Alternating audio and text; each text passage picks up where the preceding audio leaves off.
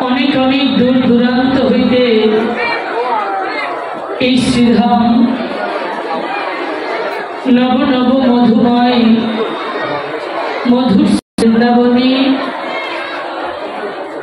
আমার রাধা গোবিন্দের অপ্রাকৃত লীলা রস আস্বাদন করিবার উৎকণ্ঠা নিয়ে চাতকের মতো ছুটে আসা আমার অত্যন্ত প্রাণের প্রাণপ্রিয় বৈষ্ণব ভক্ত এবং আমার মমতাময়ী ভক্তি মা সকল, আপনাদের শ্রীচরণ কমলে আমার শত সহস্র কোটি দণ্ডবোধ।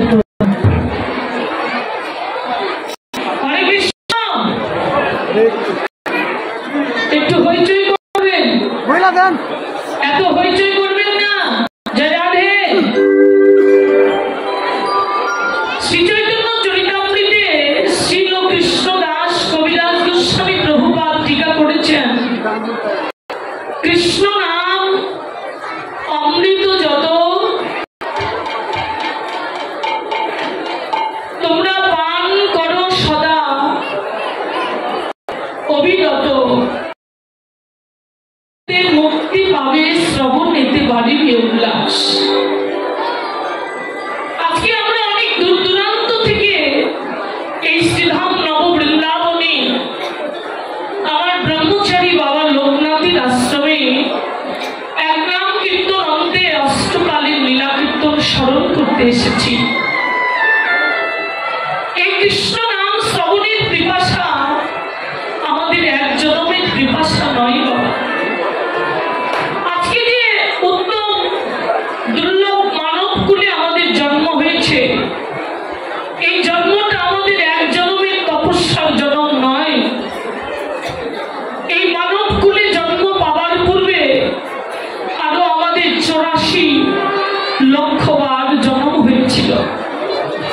কত কীট পতঙ্গ পশু পাখি বৃক্ষ তরুলতা কত কুলেই আমাদের জন্ম হয়েছিল। প্রত্যেকটা জন্মে জন্মে প্রভুর চরণে আকুল প্রার্থনা করেছিলাম, প্রভুর চরণে আকুল মিনতি করে বলেছিলাম, হে জগৎ জীবের প্রাণধন, হে অনাথের নাথ, হে কাঙ্গালের ঠাকুর পতিত পাবন দয়াময়, আর কতদিন আর কতকাল তুমি আমাদেরকে পশু কুলে জন্ম দেবে প্রভু। তুমি করুণা করে কৃপা করে একবার আমাদেরকে কৃষ্ণ বলার একখানা বদল দাও। আমাদেরকে করুণা করে ভজন যজ্ঞ একখানা মানব কুলে জন্ম দাও প্রভু। কত কেঁদেছি, প্রত্যেকটি জনম ভ্রমণ করেছি, আর প্রভুর চরণে কেঁদে কেঁদে আকুল মিনতি জানিয়েছি। বহু প্রার্থনার ফলে আজকে প্রভু আমাদেরকে দিয়েছেন উত্তম মানব কুলে জন্ম। পেয়েছি ভজন যোগ্য একখানা দেহ, পেয়েছি কাঁদার মতো একখানা জনম, পেয়েছি কৃষ্ণ বলার পদম, কিন্তু এত সুন্দর মানব জনম পেয়ে বা জীবনে কি করলাম? না করতে পারলাম গৌর গোবিন্দের নিত্য চরণ সেবা, না দিতে পারলাম দুফুটা নয়ন গঙ্গা জল প্রভুর চরণে, না ডাকতে পারলাম সুললিত কণ্ঠে হানি দায় গৌর বলে। দেখতে দেখতে আমাদের জীবনের বেলাটা প্রায় ডুবু ডুবু বাবা। কে কবে কোনদিন কোথায় থেকে বিদায় যে নিয়ে চলে যাব, কখন কোনদিন দেহটা থেকে প্রাণ পাখিটা আমাদের উড়ে চলে যাবে,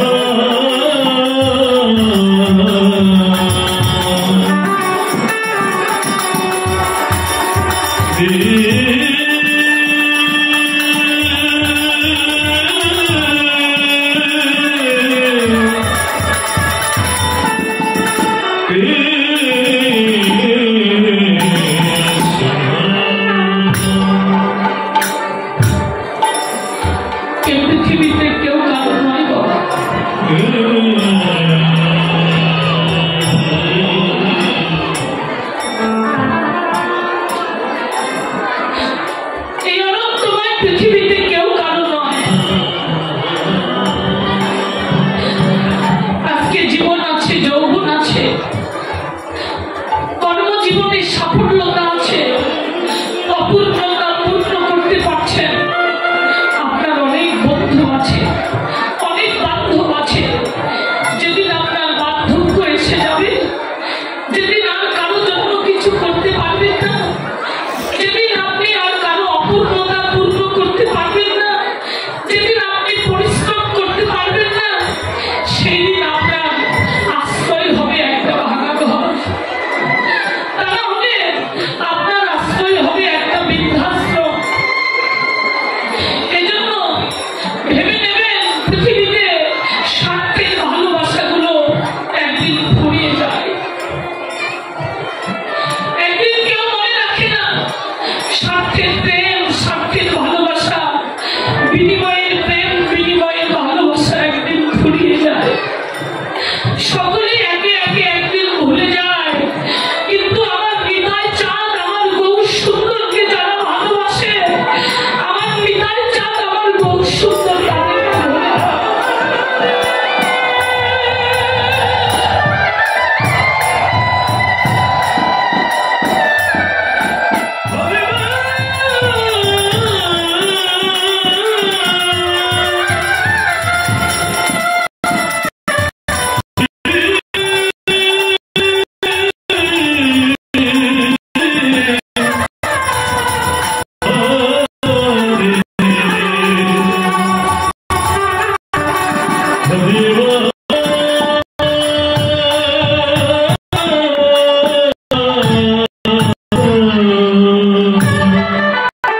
যদি ভালোবাসি হয় তাহলে আমার ভগবানকে প্রাণ করে ভালোবাসি।